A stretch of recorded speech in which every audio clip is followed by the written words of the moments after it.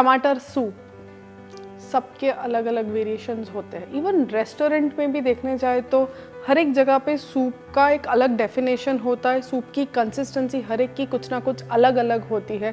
कुछ लोग सूप बोलते हैं, कुछ लोग सूप होता है फिर भी उसको शोरबा बोलते हैं। So there are lot of such confusions. And specifically जब भी रेस्टोरेंट में जाते हैं तो हमेशा कोई भी सूप नहीं समझ में आया तो भैया तो टमाटो सूप लाके रख दे।